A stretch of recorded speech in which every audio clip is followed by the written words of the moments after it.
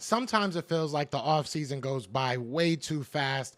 This is not one of those times. It feels like this offseason is taking forever. I am so ready for some football to start. But while we wait, let's get ready for some draft talk, man. And the Philadelphia Eagles front office was at the combine. They answered some questions. Howie Roseman and Nick Sirianni both fielded a bunch of questions from media, and a couple of quotes really stuck out to me. So I want to talk about that. And also, I want to bring up a couple of the guys that the Eagles have already met with formally and what it may mean for the Eagles draft process. But y'all know what it is.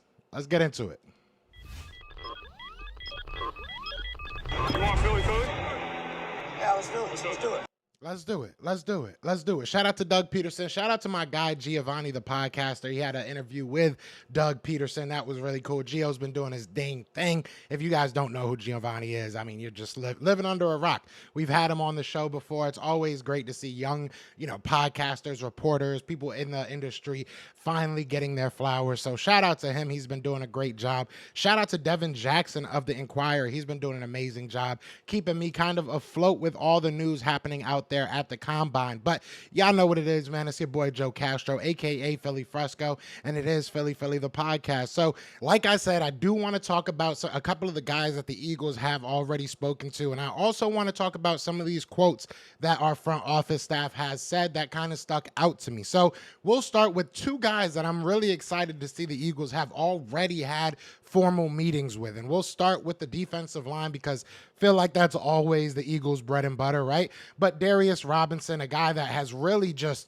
shot up rankings. I mean, a lot of people are really starting to love this kid, and for a good reason. He is versatile. He is violent at the line of scrimmage. He can play really anywhere on the line, and that was one of the quotes that they actually put out there, that he said he's down to play wherever. He doesn't care where he has to play on the D-line, but he wants to go out there and he wants to be physical. He wants to show dominance, and he's played defensive tackle he at a alarming rate. I didn't realize it was this much, but the year previous to this one, he played there over 250 snaps. This most recent year played over 250 snaps at the defensive end position. So that's versatility for you right there. And we've seen with guys like Milton Williams, the Eagles do not shy away from versatility. Brandon Graham as well. You look at these guys, they've moved to the inside, they've moved to the outside. Obviously, Brandon Graham's more of an outside guy, Milton Williams more of an inside guy.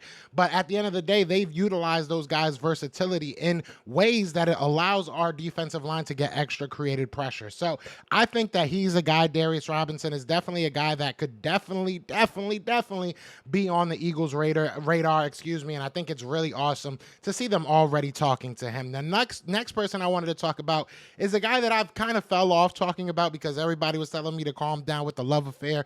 Sometimes you fall for a player. Sometimes you just see a player and you're like, you know what, this is the guy I want.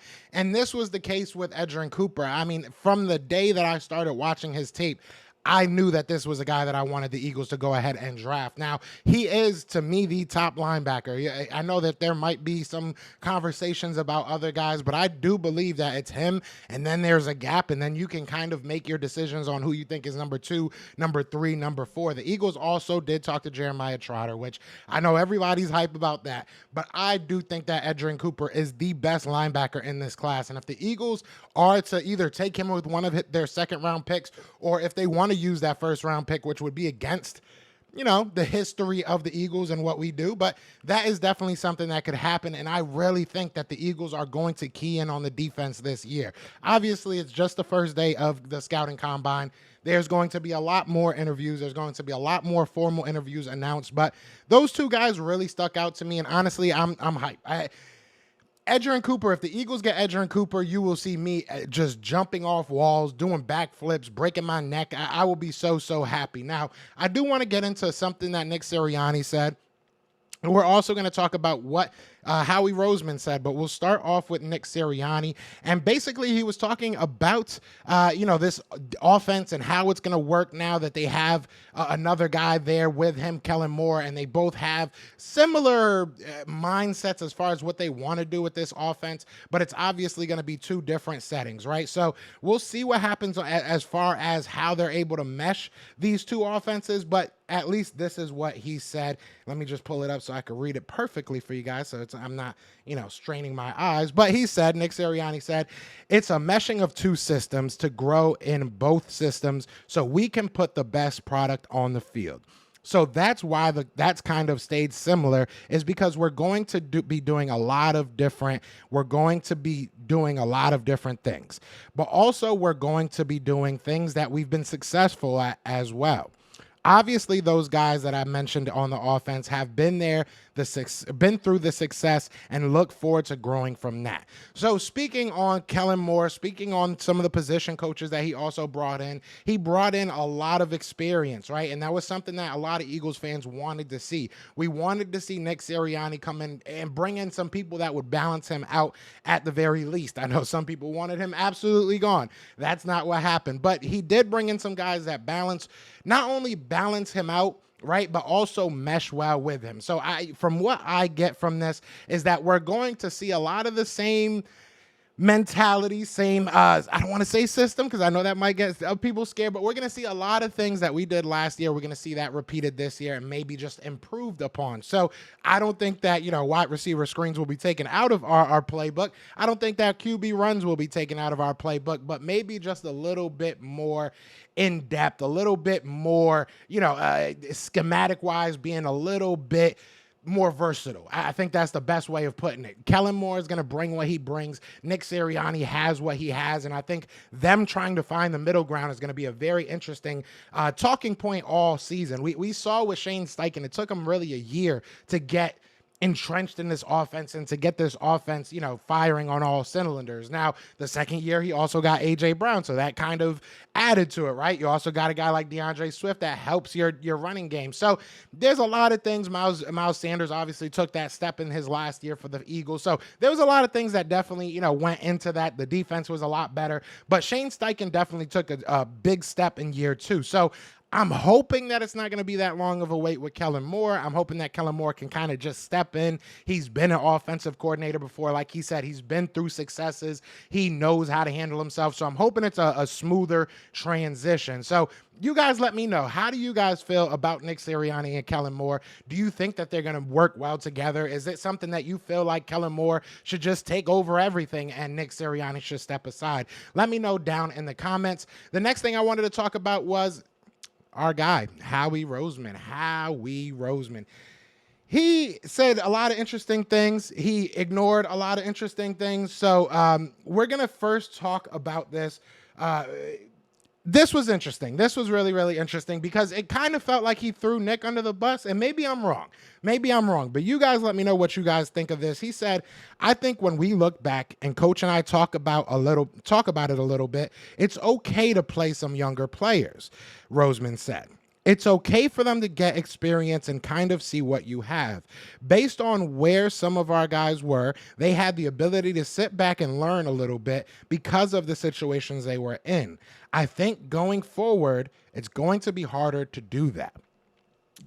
Now, I don't know what I want to know what you guys think. Truly do, because is he saying that Nick Sirianni held some of these younger players back, didn't want some of these younger players to play in favor of the veterans? Now, we look at guys like Kaylee Ringo. We look at guys like Eli Ricks.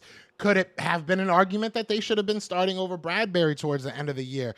That's definitely something you could have been talking about, looking at the linebackers, right? Maybe Christian Ellis should have saw more snaps over some of these veteran guys that they pushed in there. Now, I mean, we can sit here and nitpick every single player, every single decision.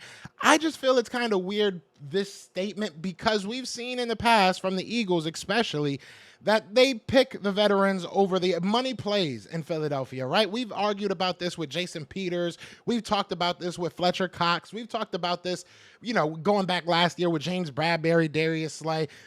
Even when guys are having bad years, it feels like they choose the money over the talent sometimes. And it feels like the Eagles would rather have their veterans out there than letting young players learn on the fly. So I don't know if this is him kind of throwing Nick Sirianni under the bus about this, but it also feels like maybe they're just changing their mentality. Maybe the philosophy of the Philadelphia Eagles and Howie Roseman in specific is kind of changing, and that can't be a bad thing, right? That can't be a terrible thing. So that really stuck out to me. I would really love to see what that means moving forward. Does that mean that in the first round, we're looking for a guy that can be an instant impact? Or does that mean in the first round, we're okay with maybe one more year of we can sit him behind Lane Johnson, or we can sit him behind, Brandon Graham or Darius Slay, whoever you want to pick as your veteran. But does that mean that we're saying, hey, we got maybe one more year that we can kind of pick and stash a guy? Or is it saying now is the time to start getting these draft picks that will be immediate impacts?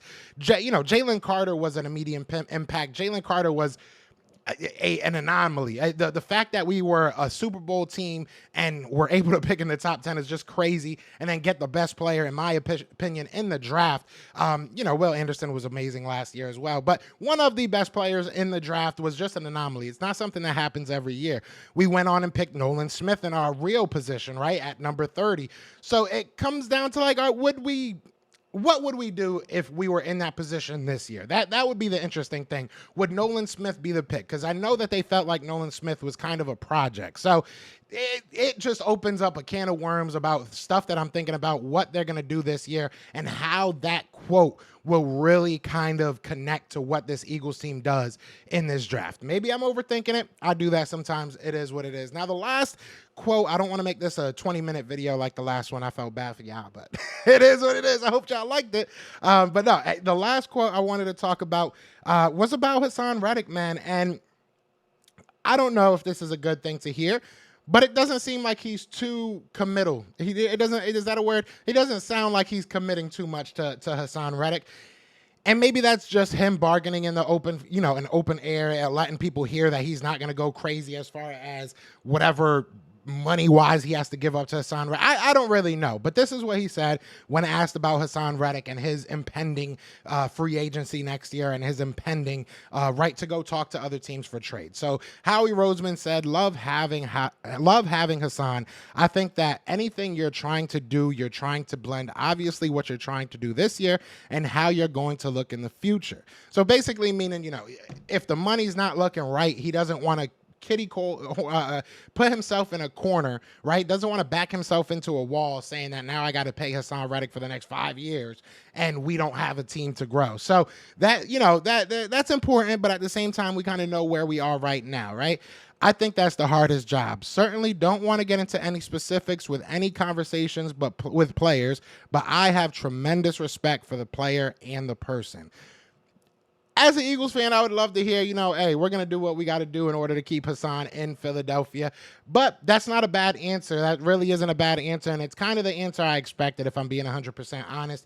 Kind of keeping it, a little cloudy as far as what's going to happen. You don't want to just go out there and say he's not going anywhere, and then you're wrong. You also don't want to say he's probably gone. It's just not a good look for your team. So you guys let me know what you're thinking. I'm hoping Haason Reddick figures this out with the Philadelphia Eagles. The last I heard is that him and his camp is around $25 million. The Eagles are around $20 to $22 million. So it's not that far if that's true. I hope that they can figure something out. I hope that they can get this worked out. But if they can't, there's a lot of options in this draft. So we'll see what happens with the Eagles. But you guys let me know what you guys think so far. Who's your favorite prospect in the scouting combine? Who do you want to see them kind of talk to next? Is there anybody on your radar? But other than that, y'all know what it is, man. It is Fly Eagles Fly. And we are out here. Peace. This is for Yeah. you. Fly was flying on the team. Touchdown.